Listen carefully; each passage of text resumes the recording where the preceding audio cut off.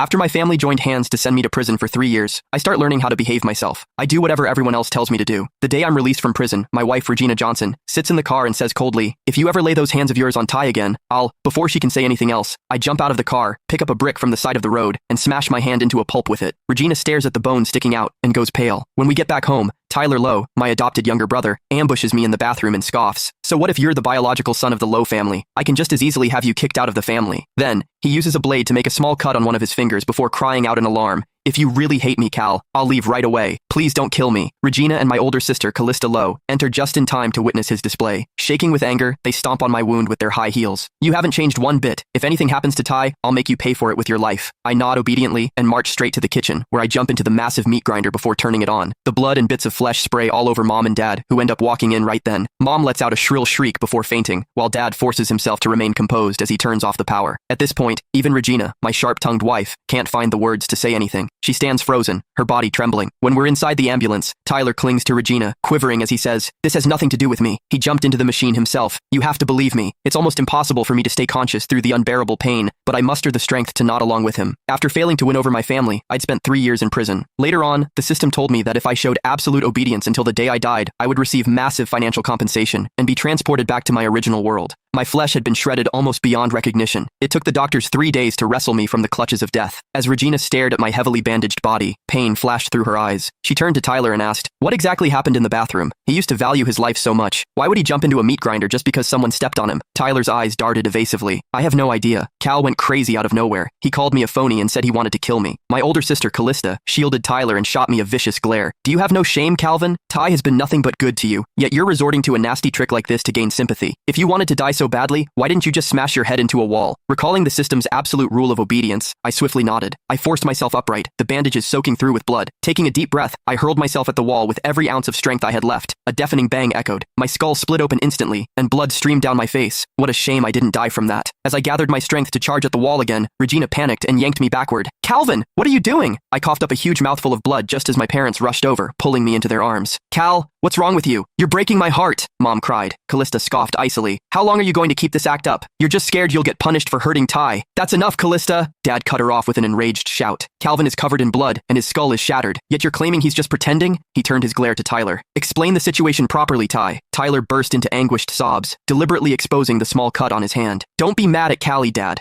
It's all my fault I framed Cal. I was jealous of him, so I falsely accused him. Just punish me instead." Everyone's expressions turned uneasy. Regina's grip around me loosened, a conflicted look in her eyes before she pulled her hand away. "Calvin, it doesn't matter who's right or wrong anymore. All you have to do is apologize to Ty, and this matter is settled." I remembered Regina's warning the day I got